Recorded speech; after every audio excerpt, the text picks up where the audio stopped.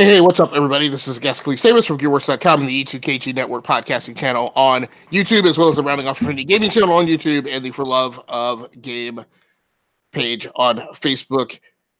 Welcome once again to our friendly campfire here on another episode of What's Your Issue. This is episode number 11, and in case you didn't know, this is a spoilery type comic book review show. We will be talking about everything that there is in the books. We will be leaving little to nothing out unless it is at our own discretion.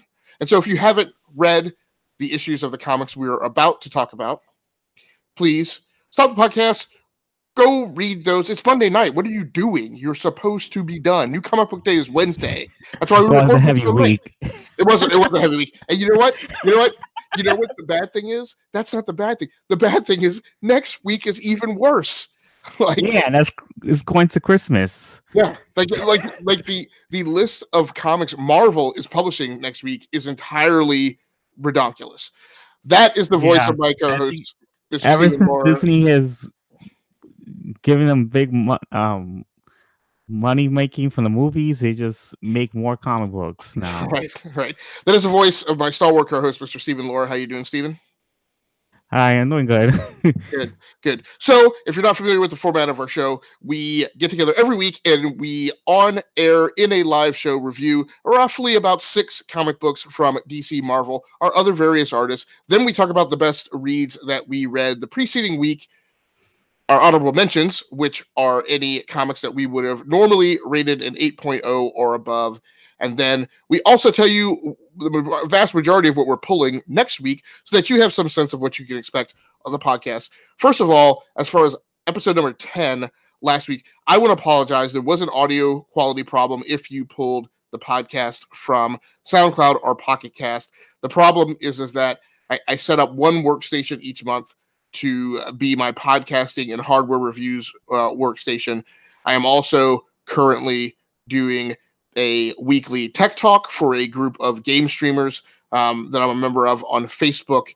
This workstation has 2 microphones set up, and before we recorded What's Your Issue last week, I forgot that I had actually flipped the feed from my headset mic to the on-camera mic, and so when I thought I was muting my mic to take care of my congestion or the cold that I was suffering from or coughing, I was actually not muting the mic that was actually recording in OBS. So if you listened to the episode on YouTube, you didn't hear all that. If you pulled down the audio version, you heard a bunch of stuff that made it sound like we didn't know what we were doing as far as the podcast goes. And to a certain extent, that is accurate because I clearly didn't know which microphone was actually feeding my OBS recording. So we do not have that problem this week, even though I just recorded that same weekly tech talk again right before the show. I actually did verify in OBS that I switched the microphone feeds from the Zoom Q8 condenser microphones to the Razer headset that I'm wearing, so we shouldn't have a problem.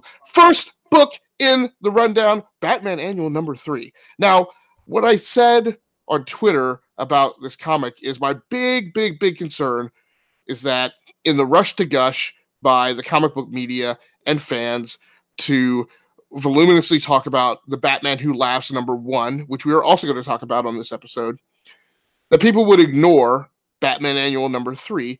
And as far as I was concerned, I actually felt Batman Annual number 3 was the better of the 2 comic books between Batman Annual and the Batman Who Laughs number 1.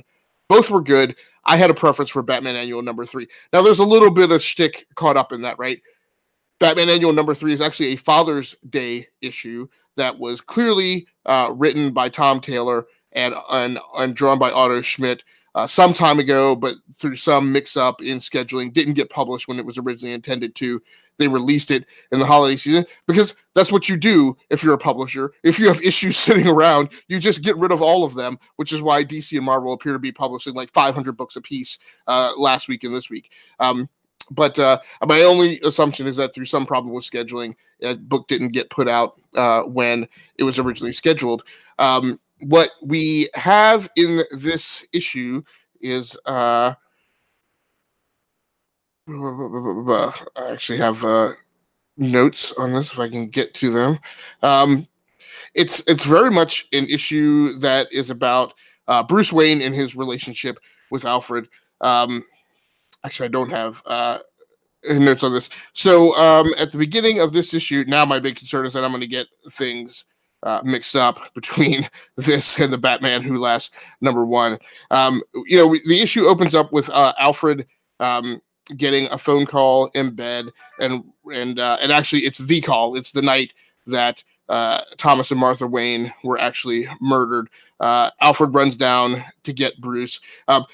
Key thing in this book is there are some wonderful scenes where there's these singular pivotal statements or lines that are given. And the one here in this opening scene is that the cop tells Alfred that they need him to come down to the police station to identify the bodies. And Alfred says, no. He says, anybody in Gotham can identify the Waynes. They're one of the most prominent families in Gotham City. There's nobody else here to take care of Bruce Wayne but me. So I'm going to go do that, and you can get somebody else to identify the bodies. I thought that was such a wonderful line. One of the key things that we see in this issue that I think are great, is Alfred, even back in that time, sleeps partially clothed. So he is always ready to go with at least his pants on. That's a horrible way to sleep, and I have to imagine he doesn't get much REM sleep doing that. But he is always ready to leap out of bed and swing into action. The story in this that's in present day is about Batman going after what might just be another throwaway Gotham villain named the Drone, who has taken control of these 3 military drones that were stolen, and has now turned on his original contractors who hired him, and is actually out to destroy anybody associated with the manufacture of these drones, whether you are innocent or guilty. There's a lot of dialogue here between Batman and Alfred. Alfred concerned about his health because Batman is suffering from the flu right now. Alfred makes him a thermos of soup that can be attached to the control stick of the Batwing, and can be drank without any potential chance of spillage. So in the course of the comic, Batman actually winds up landing the Batwing and winds up being confronted by this villain named the Drone, who actually scores a stab on him, which seems highly unusual because I don't think the Drone is particularly adept at hand-to-hand combat. It looks like somehow he got the drop on Batman and just happened to nick a very important artery. In the course of going after him, Alfred encounters a couple of young toughs who have come upon Batman and are going to try and steal from him. Alfred, after losing the first exchange, comes back very quickly and applies his old, I think SAS training is what he had from when he was in British Special Operations, and soundly wallops them. He then speeds Batman to, I don't know who this is, Lena or Leanna Tompkins or Thompson, which seems like a night nurse in Gotham. And again, interesting twist here. While Bruce is the one who has been stabbed and is bleeding out, Alfred is also on the verge of exhaustion, and so she treats him as well. The most revealing statement in this segment, and then it goes on, and Batman actually puts Alfred in bed and lets him sleep for 48 hours, and then mentions that he's sending out Duke and Cassandra on patrol, and he's not going to patrol tonight. Because in the course of this exchange between Bruce and the doctor, once Bruce has been healed up, the doctor explains to him, when you're out there, Alfred can't sleep. So it's like when you're out there, the both of you are out there. And one of the most interesting things that comes out of this exchange, and I don't think I've heard it before, which is why maybe I rated this book so high, because it's so rare that you get anything like completely original in comics that hasn't been said before or done before. The doctor, and her name escaping me, is just Leslie Tompkins. Leslie Tompkins, okay. Mm-hmm. Mentions to Bruce or infers that most of us, I think, come up thinking that Batman is the way he is because of the murder of his parents. His personality makeup and the way he is so austere and doesn't allow anybody to tell him what to do, and he's always calling the shots, and always, when people say he's angry over something like the death of Tim Drake or the death of Jason Todd or anything like that, he just kind of shrugs it off and works harder, and people keep telling him, you need time to heal, blah, blah, blah. The Doctor actually attributes that to Alfred. And when I think about it, and I think about the scenes that they wrote, I'm like, no, right.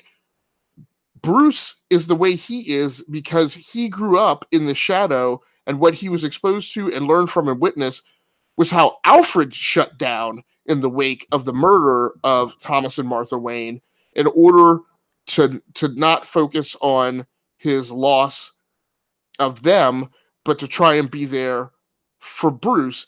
And so really, the way Bruce is now is very much the way Alfred was throughout Bruce's childhood. Now that Bruce is the one who's back out in danger, I think Alfred maybe has backed off a little bit. And some of the exchanges in this comic, I just love the wonderful kind of witty banter between the two of them. But when you see like flashback scenes of Alfred, what you see is Alfred so sad, but also maintaining that stiff upper lip. And I was like, wow, that's such a shocking revelation to me that Bruce Wayne today is the Alfred of yesterday, not entirely because of what happened to Martha and Thomas Wayne. The art in this is really good. It stands out particularly in a week that now Otto Schmidt, I think he did. Was he the artist? Was he the main artist on Batman before the Snyder Capullo run? Or maybe he did it after, before Tom King came on. I've seen his work before on Batman for a lengthy period of time.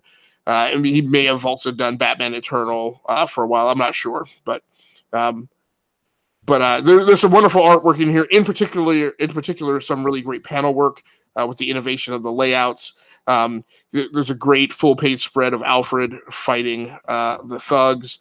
And so the backlight coloring in the dark. I mean, it's always difficult in Gotham, as dark and murky as it is, to really make colors pop but not be overpowering. And Otto Schmidt definitely nails that almost perfectly, including in these scenes where there's a lot of explosions and Batman and the drone are fighting against a burning backdrop. So, Stephen, I know that you read this issue. I wound up rating this issue a 9.0 out of 10. I'm curious as to what your thoughts on it were. I would give it the same score. I really did like this a lot. I just like the way Tom Taylor actually writes Batman and Alfred. It seems like he really knows the characters very well, and I just like the story a lot. And it was a nice Father's Day story. I wish it did come out on Father's Day, but it was nice to have it come out finally. I mean, eventually.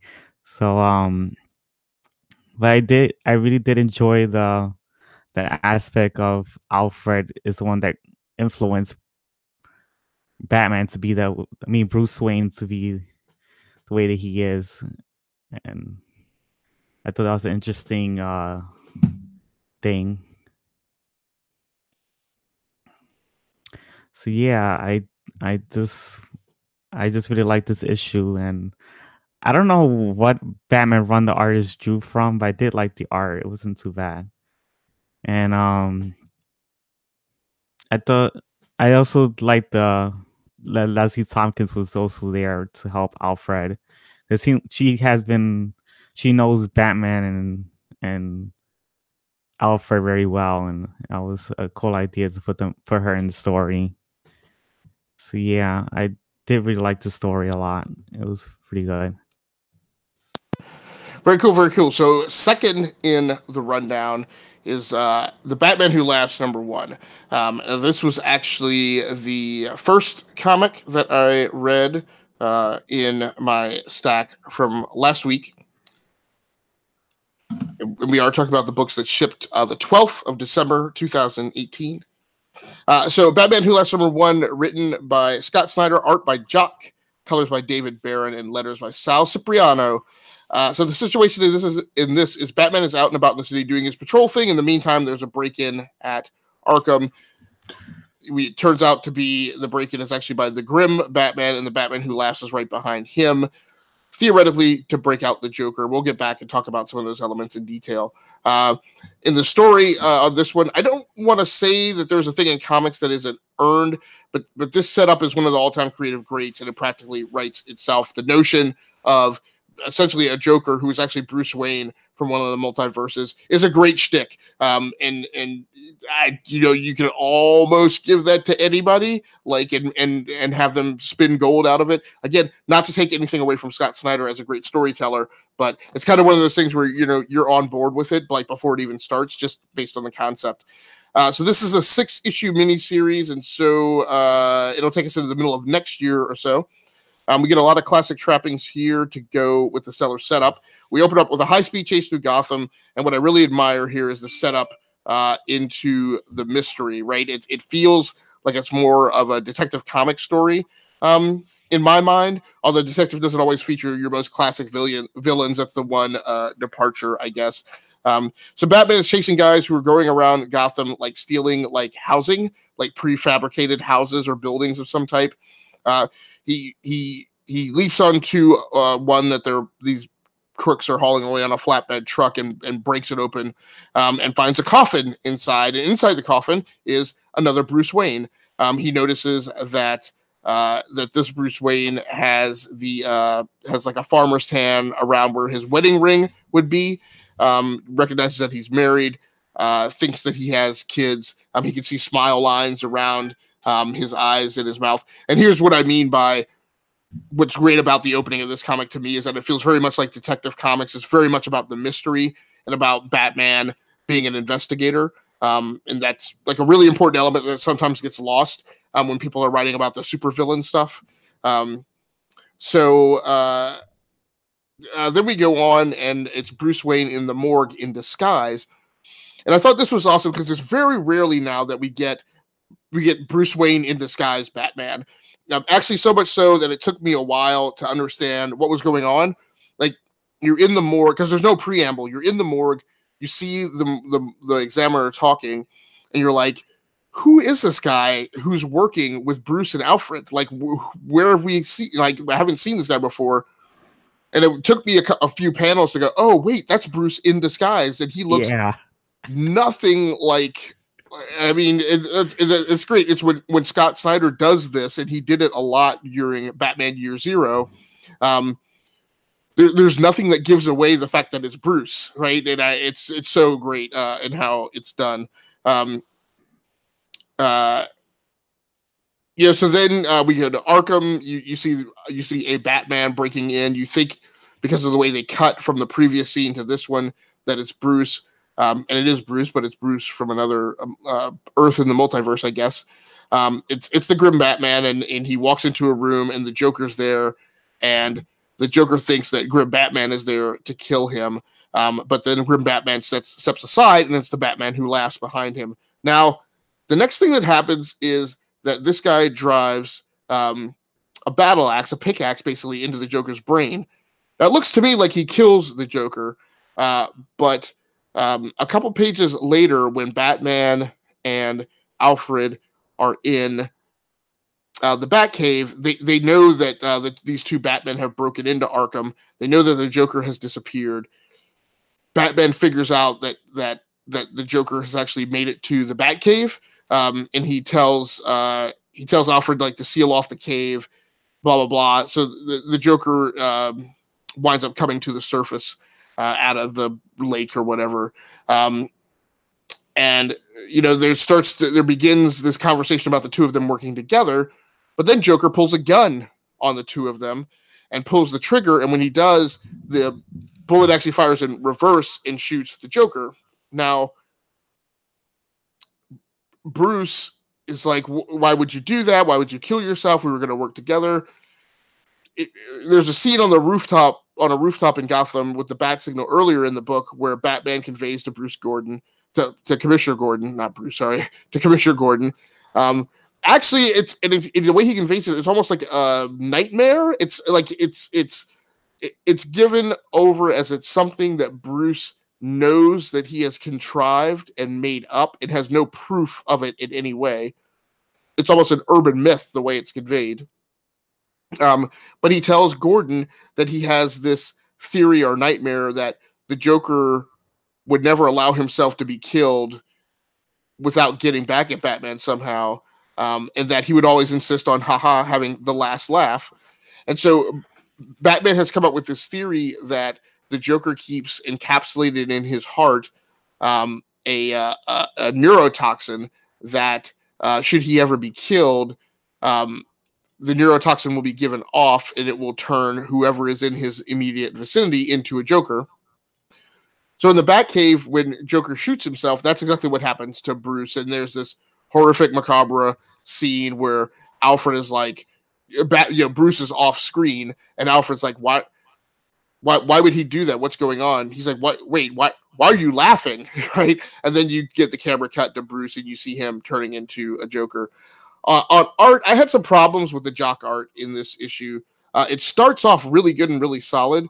But then in the car chase scene, there's this one panel where in terms of fight choreography, Batman is in this weird pose where he's just gone flying off the Batmobile, kind of like a Conan or something, or a John Carter. But then in midair, he like does a tuck with his knees to his chest. And I'm like, I don't know why you would go into that. So it's just a weird physicality thing for me. That seems to not make sense with the action sequences actually going on. And that was the first thing that I felt like, there's something not right about like the style that's being applied here.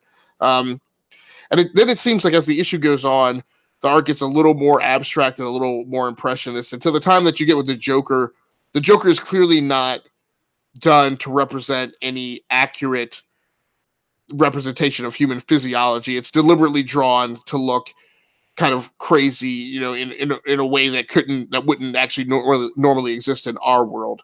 And I was like, that's a choice. Like, I don't know if it's the one that sits best with me, particularly when we just got done looking at art in Justice League of like a hyper realistic Joker being drawn.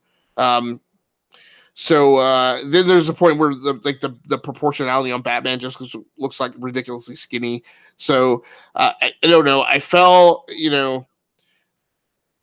there were some points that I just felt were very contrived and maybe were deliberately trying to be artsy, so to speak. And I would have preferred just like maintaining the same style all the way through. At the end, I scored this book a 7.5.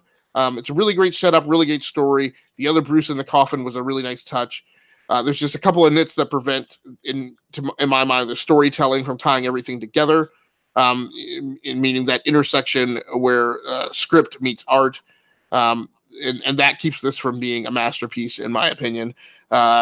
Steven, I know that you read this issue. What did you score this book? And I'll give it a 7.5 as well, because the art wasn't that great. I agree with that. And I just got annoyed with the whole Joker getting killed again, because he died in Endgame, which is like the end of Scott Snyder's run for Batman. Okay. And he brings him back alive in Dark Knight Metal, Scott Snyder, and then he kills him again in here. And it's just, and again, we don't know what's going on because we see a Joker get killed, what appears to be killed, and then we see a Joker reappear like a few panels later. So, and he was just in Legion of Doom and leaves a team, and it's like, what, this happens after that, or? So herein lies my problem, and it's why I won't go on a full-blown rant. It's why I don't like the multiverse. To me, the multiverse works when it is encapsulated. It works when you do scene, cut, exposition. We are now on Earth 33, right? And what follows is 5 or 6 pages of stuff that happens on Earth 33. Scene, cut, exposition. We are now back on Earth 1, right? Like the clear separation of stuff that's going on, or exposition that says this is this character, like this whole like bait and switch thing of like, oh well, you don't know this is the Joker from this, and this is the Joker from that, and this is the like. Yeah. That's not fun or witty to me. It's very contrived, and it's essentially a remapping of the unreliable narrator, right? Like you get to a point where you can't trust what's being shown to you because they're constantly like playing I got a secret, and I don't like it. So again, there's elements of the story that are done really well, but that piece of stuffing a bunch of multiverse people into the same like two-dimensional plane like bothers me. So we'll just have to see how it goes. Yeah. Uh, anything else? And Yeah, go ahead. and if Joker is dead again, and just don't like that they're using death as a plot device again. I just tired of seeing it done in comic books. Right. So go ahead and talk to us about the Infinity Wars Ghost Panther #2. I shouldn't interrupt you because I didn't actually read this issue myself. Okay. Um this the first issue was with I introduced the story where um there's a Martian war that invades the Earth, and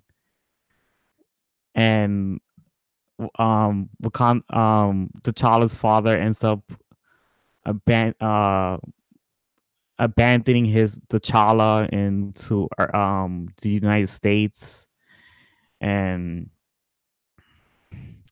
T'Challa becomes a motorcyclist, like a daredevil kind of thing, and he ends up getting killed in one of the events, and uh we also find out during the Martian War that Killmonger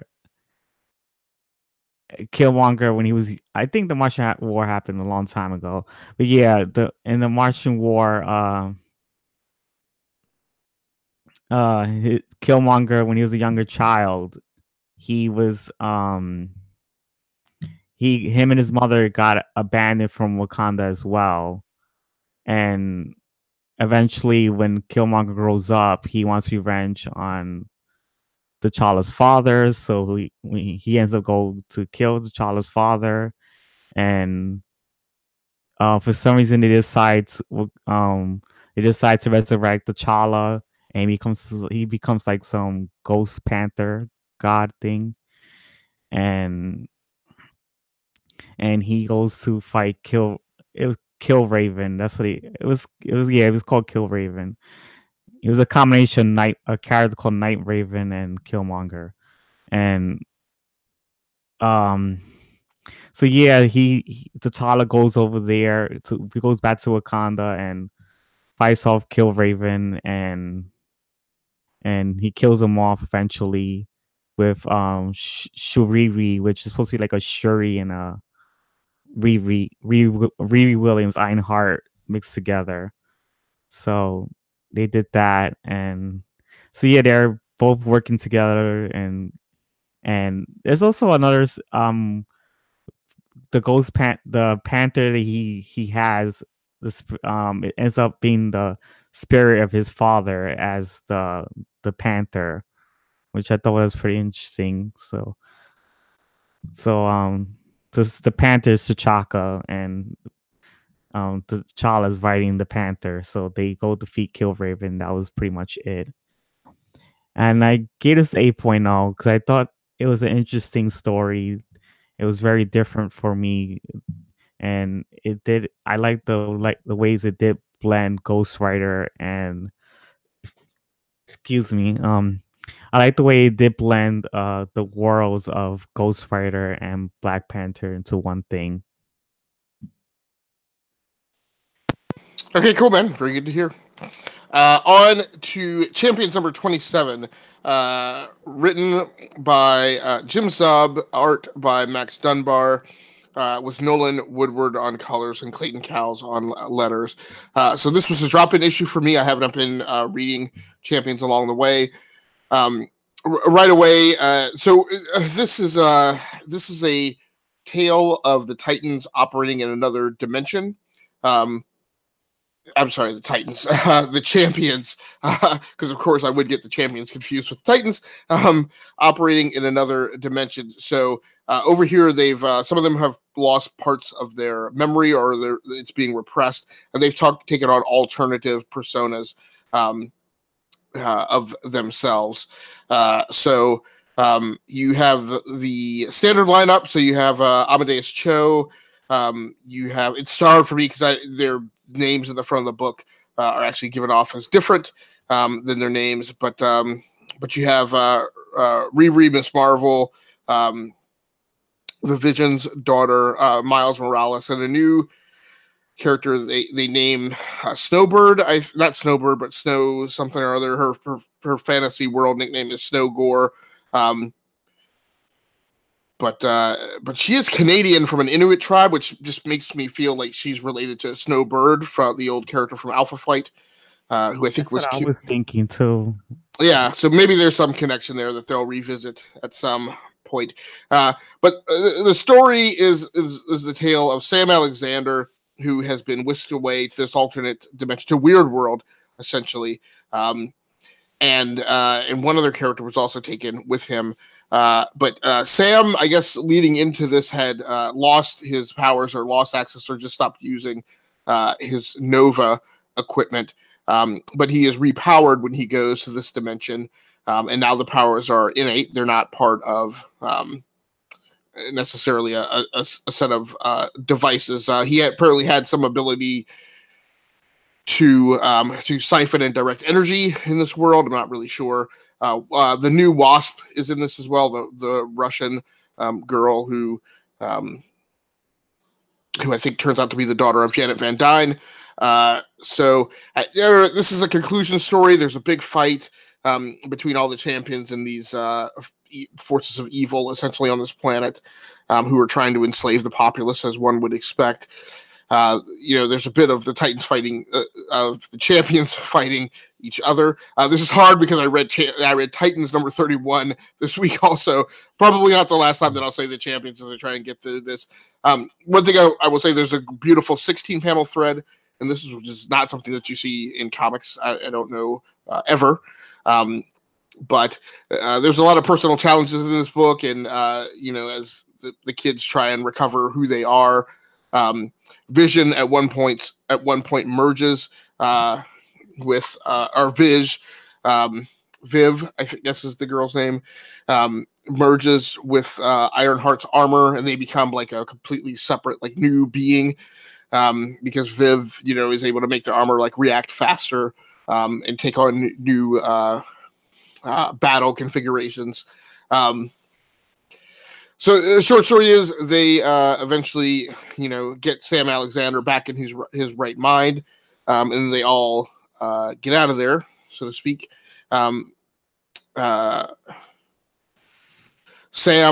up taking Sam back home to Arizona to reunite him with his mother and sister, and he appears to be ready to move on to domesticated life, having given up the mantle of Nova. Probably one of the most shocking things that happens in the story is Viv, who thinks that Riri is attracted to her, goes in for the kiss with Riri and lays it smack on her lips. Doesn't get the reaction she was expecting, and Riri seems taken a bit aback, and then Viv, as one you would expect, is mortified by having done this to a person who didn't really. She walks away feeling like didn't really want to be kissed. And then the reveal for the next chapter of the Champions happens at the end of the book as well. And the dog is bitten by an Ultron spider. And then there's the appearance that is going to be their next big challenge. So the art in this book is pretty sharp. I don't know that anything really particularly stood out to me, which I guess is good overall. At the end of the day, let's see, I gave this book a 7.5 out of 10. So, Steven, did you read this? And did you have any feedback on it? Yeah, I gave it a 7.5 as well. Okay. I want to mention that Hope Van Dyne is actually Hank Pym's daughter. It's just she is from Russia. It's just that for some reason in the past, Hank Pym met a Russian woman before he met Janet, and got her pregnant, and she ended up dying, but he wasn't aware that she was pregnant, so he went back with Janet eventually, and Okay. Yeah. I had yeah. read that story a couple years ago, and I guess I don't Yeah. recollect it correctly. And Janet just ended up adopting her, and that's why she has Janet's last name. Okay. All right. Gotcha. Yeah. Okay. So you said you rated it a 7.5 also? Yeah, I did like it. Just it felt short to me because it's just I didn't like that the villain got away, and I thought that was kind of. I wish that they did something. They could at least, I guess, defeat the villain and I guess put him in prison or something. But it's just weird that he gets away with what he did, and I guess that's the end of the chapter, and Right. everything goes back to normal. I did like with Sam Alexander dealing with that he's he because I noticed his greed of having his powers back was the story, Yeah. was the moral of that story there, and I like that he learned that he doesn't have to that he does have potential without having powers without being the Nova, and that was an interesting story to put out there. So Okay. yeah, I really do like this run of champions.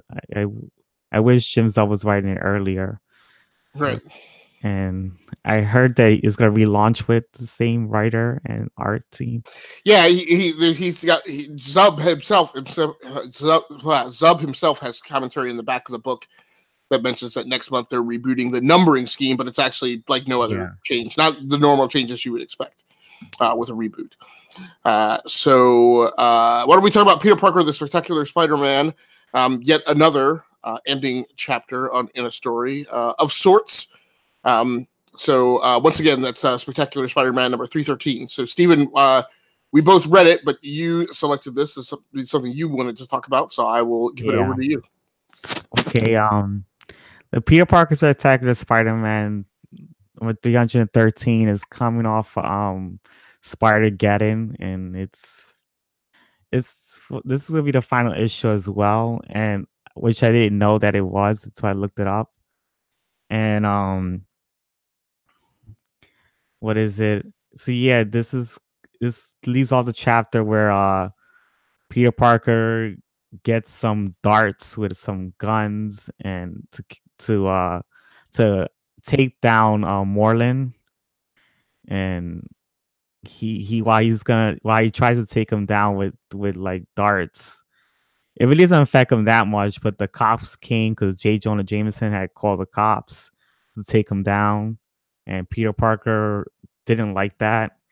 He was like, he was like telling J. Jonah Jameson that the cops had to get hurt. I don't know why you brought the cops here. It's too much danger for them that we handle this. And Peter Parker ends up taking down Moreland eventually, and uh, he tells the cops to put him in a. It's like some. I know they put him in like like some prison thing in the car, and um he told them to take him to the Avengers, and they don't know what to do with him.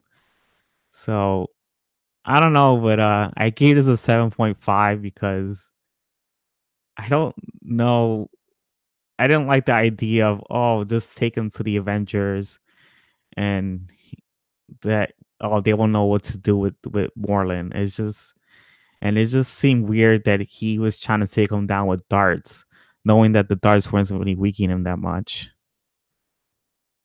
I just Yeah, I actually like the concept of him. So to me, there are a lot of things that happen in this book that are almost deconstructionist to a certain extent. yeah. That while concurrently being a return to the old. Um, I actually thought the Avengers statement, which I felt was deconstructionist, but really poignant and very neat to go. You're absolutely right. After Parker has done everything that he's done to put Moreland down, it's like, why would I be bothered to carry my own garbage right to the police? I'm like, look, call the Avengers. Like they have a floating orbital space station headquarters. They're the Earth's mightiest heroes. This is a New York problem. This is not a Spider-Man problem. Because I think very much, like part of the kitsch of like Spider-Man is like everything that's his is his problem, and I'm like, no, there's like several hundred other superheroes in the city of New York, right? Like, Yeah. why not give that particular logistics problem over to the people who can actually handle it, and so I can go back to my one bedroom apartment and take a nap. I thought that was like I love that bit of writing there. I just don't like that Marlon's gonna be in prison again and he's gonna escape like he did before in the last Spider Verse event and just wreak havoc. It's just, Well, of course, now we're poised to be very interested to see what happens in Spider-Man #5, right? Because the whole point this time around is there's been this three-way tension, and maybe Parker's about to become a fourth versus of this of the what do we do about these guys, right? You have the Norman Osborns who are determined to kill them, and, as well as Otto Octavius, and Miles leading his faction determined not to. And then that's another thing we see at the end of this. Parker's about to lay down and go to sleep, and at the last minute, Spider-Gwen walks through a portal yeah, I forgot to and mention says, that. "Hey, we need you," which is interesting because I thought that the whole setup was that we weren't going to see Parker centrally involved in Spider-Geddon, that was going to be Miles's thing entirely, while Parker, dealt with Moreland. So I don't know. I thought it was pretty interesting. I scored the book an 8.0 out of 10 for me. The other thing that attracted me to it and made me score that high was there was a return to old in terms of this is because normally what happens is Parker is in such fear for his life when he has encountered Moreland the last two times that like there's no quippy Spider-Man, right? This is not Peter Parker cracking jokes, right? This is Peter Parker literally like in the fight of his life. And it was very nice to see here at the end him get that confidence back, and they write him doing the quips because now I realize the quips, sometimes the quips are meant to help him focus on the fact that he's really in mortal danger. I felt like they were being used here. There's so much brashness and bravado about them that I almost feel it's hard to tell if he actually feels that way or if he's masking, fear again. But overall, I thought it was a pretty good issue. I do like the way Peter Parker's written in this yeah. issue. Yeah, just after we've had months of like Peter Parker being separated from Spider-Man and like all this kind of stuff, which has changed the kind of voice, as you mentioned, he's been written in. So yeah, I like one of the key things that attracted me to this issue is that feeling that it's a return to old of Peter Parker. So why don't you take us out with the last thing with X-Men Red #11? Oh, I noticed I keep forgetting to mention the creative teams, but oh well. I'll just move on from it, I guess. X-Men Red #11 is written by Tom Taylor. I think I do have the artist in mind. But yeah, the artist is oh god. It's Raj Antonio. Yeah. With this one is this another final issue of the X-Men Red series, and it's finishing a chapter where Cassandra Nova has made like a machine that supposedly is supposed to amplify her mind control powers to control all the civilians to attack all the mutants and put their hate towards them. And Jean Grey decides to tell all the X-Men to wear the Magneto helmet so they cannot be mind controlled by Cassandra Nova, and they go after her and they do eventually take her down, and while they was taking down the machines that was amplifying her powers, they decided to have Gambit use his powers to charge the machine and blow up. Because the thing is, the machine has like if you blow it up, it's supposed to put nuclear like atom, I guess, fumes into the world, and everybody being affected by nuclear, I guess, atmosphere. So the only way to rectify that was with Gambit using his powers, and I guess supposed to change the nuclear fumes, which doesn't make any sense to me, but whatever. But yeah, they end up taking down Jean Grey, and not Jean Grey, Cassandra Nova, and they took um Jean Grey takes her down by putting empathy into her brain, and she feels bad for what she did, and she gets, I guess, she goes to prison, and Jean Grey does a big speech on how mutants should be hated. They're just the same as humans. We're all equal in one way or another. And at the end, and I don't know.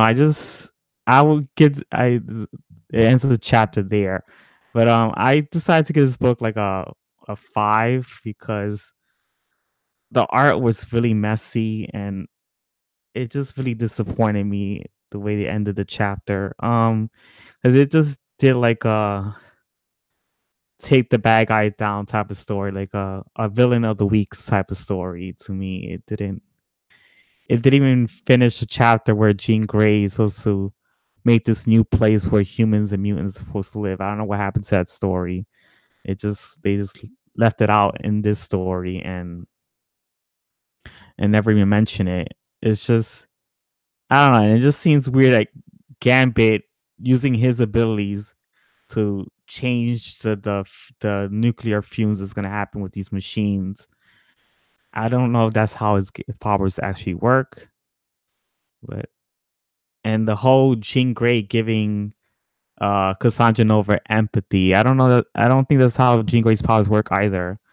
It's just everything seems forced just to get just to get the book done.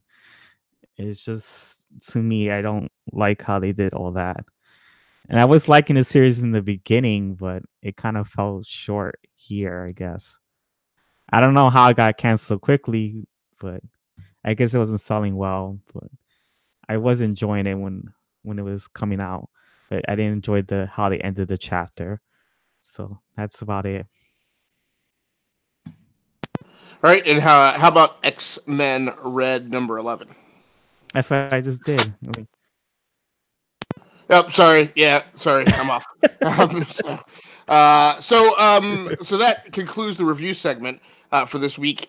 Steven, what was the best thing you read last week? oh, the best thing I read was Just League Dark was Just League Dark number 6. It's written by James Talion the fourth, and the art is Daniel Sampier. So yeah, this story is um is coming off the last issue where the Just League Dark ends up in this world where it's called Myra. It's like some alternate world where the world is ruled by magic, and there's a different science in that world. And apparently there's some history there where Detective Chimp, that Blue Devil ends up telling the team about, that he uh when he was when Nightmaster had died, he ended up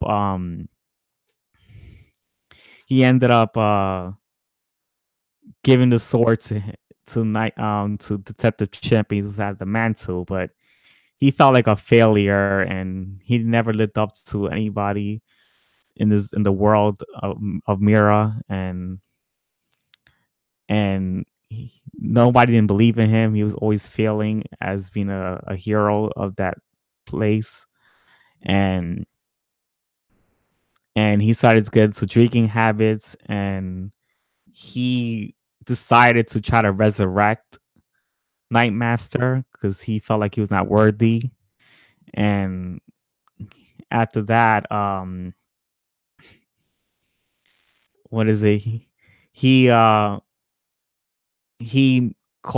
he didn't get to resurrect Nightmaster. What he did was made zombies invade the whole entire world, the mirror place, and they are fighting off this zombie war that's what the people are doing. And he abandoned the place. He never came back, and that's the Sleep Dark is fighting off of. And Blue Devil had put Detective Chip in prison because he said he's the one that caused all this. So they're trying to undo all this zombie stuff. And Wonder Woman talks to Detective Chimp, and she ends up talking to him uh to help stop the zombie war that's going on and undo what he did. And I it was a nice talk with in a way to forgive what Detective Chip did, and he ends up reading the book.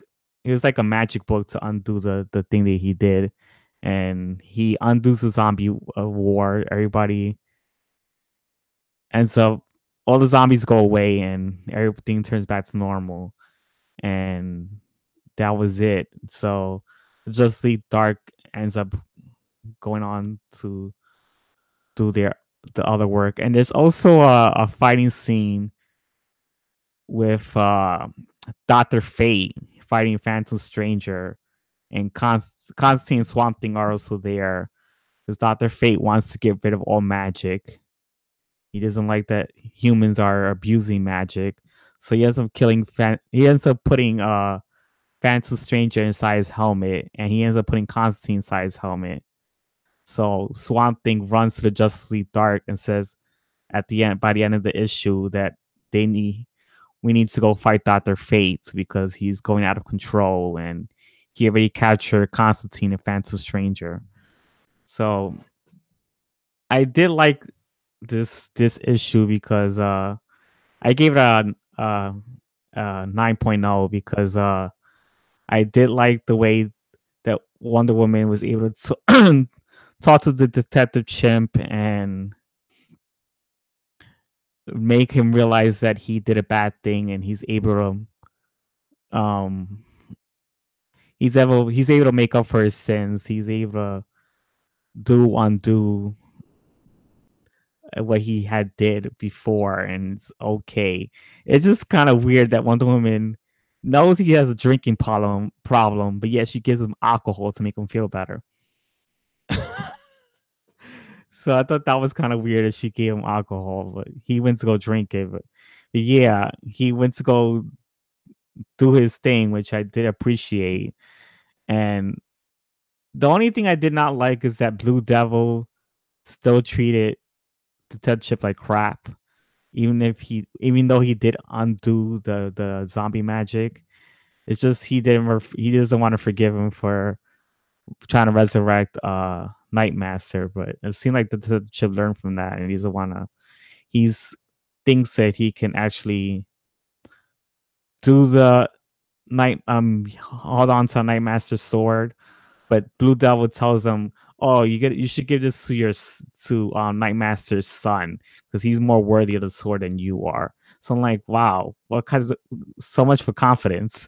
But yeah, I just I just thought it was a great story about Detective Chimp, and and I thought that it was interesting how Doctor Fate is going havoc, fighting Phantom Stranger and Constantine. I just don't know I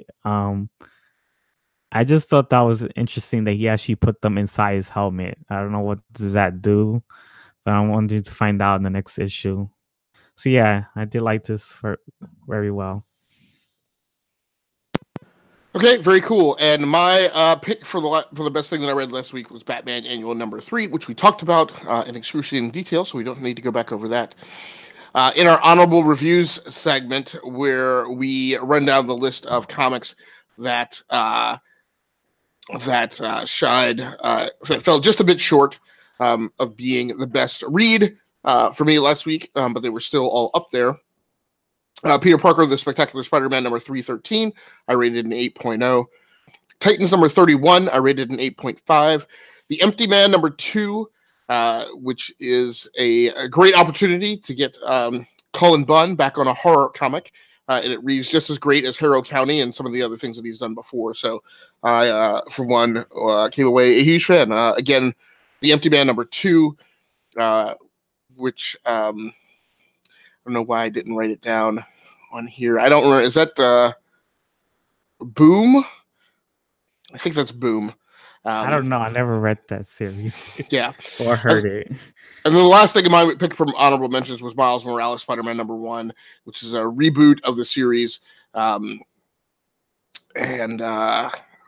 while you run down yours, I'm gonna go pull the creative team's name because I forget who it was. But I read that I rated that comic an 8.5. I know the writer. The writer was Saladin. I don't know how to say it. It's just right. It's Who's also Middle Eastern. who's it's nice. I've seen him coming up through the ranks, and it's nice to see him getting on some more prominent. Yeah, he's a very good writer. I like his Black Bolts. I like his Exiles, and he's gonna write Miss Marvel. I heard. Yes, yeah. I haven't been able to tell. On Torch finally. Well, I haven't been able to determine if is that the retitling of the core book, or is that starting a second book for her. They be launching it because I don't know. They decided to relaunch it with a new creative team. Right. So yeah, why don't you tell us what your honorable mentions were for last week, Steven? Oh, okay. I really did want to talk about these, but I want to talk about the others because they had final issues. So I want to get my thoughts on that. So I decided to put these on the honorable mentions. Detective Comics number 994 was an 8.0. It's very good new creative team for Detective Comics with Peter J. Tomasi. I really did like it. There's Flash number 60, which mentions a new hero called Flensa with the Strength Force. I thought she was an interesting hero. There's Sideways 11, number 8. Number 11. I gave it an 8.0 because gave a nice revelation to Sideways mother that I didn't know about. There's Star Wars Dr. Offer number 27. I gave it an 8.0 as well. I didn't get to talk about this because it just gave the same story as the last issue. You just meet new characters that they run into and they're still trying to defuse the bomb, which it didn't do much for me. But I still liked it. Spider-Girls number 3, it gave it a 7.5. I did like this miniseries. It's just they just moved the plot forward. The Spider-Girls just find the scroll, magic scrolls that he needed for the inheritors, and just go back to Earth. And I thought it was a nice relationship that the Spider-Girls have with each other, especially with the two Parkers, like May Parker, Annie Mae Parker. They had a nice relationship. I did like that. And Infinity War Sleepwalker number 4 gave it a 7.5 because just I did like finding out about Sleepwalker. It was interesting. I never knew about the character, and it's just him finding his human identity in the new Infinity War world. And that's about it.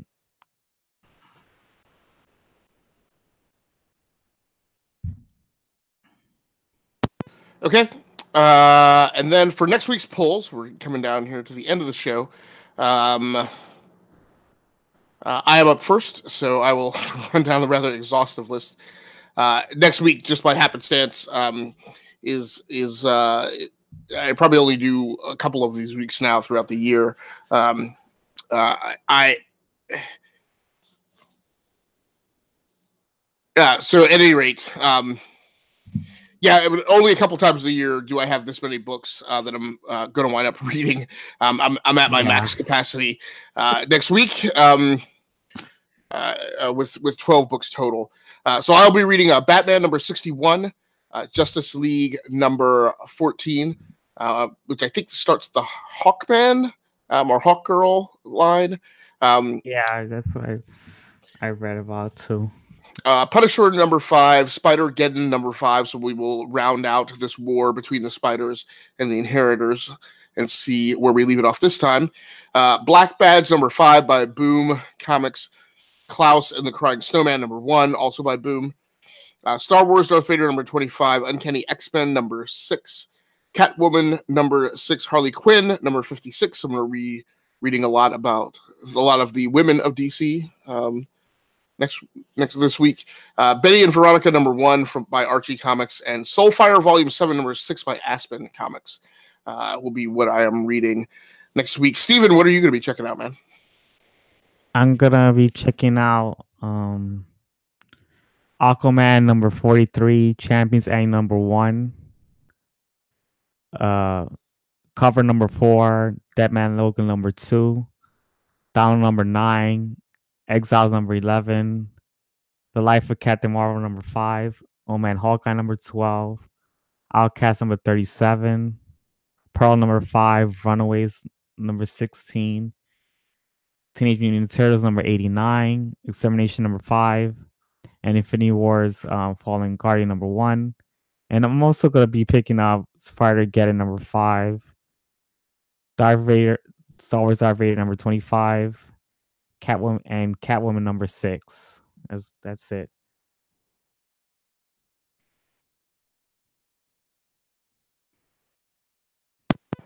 And then things that I'm going to add to my list from Steven's polls is I will also read cover number 4, and I just had it, and Outcast number 37. Yeah, I'm glad it's So, back. all I was looking forward to that. right. Well, thanks so much for joining in with us tonight. I apologize if I got a little punchy. We're just still trying to nail down how to get this done earlier in the night. And so maybe we're not so, at least I'm not so foggy and start saying gibberish on the microphone. So thanks so much for joining in with us this week. We will be back next week to talk about the series of comics that we left you off with in terms of our pull list for next week. I think we're gonna have a pool of 24 books to talk about, even though we won't by any means talk about 24 comics next week.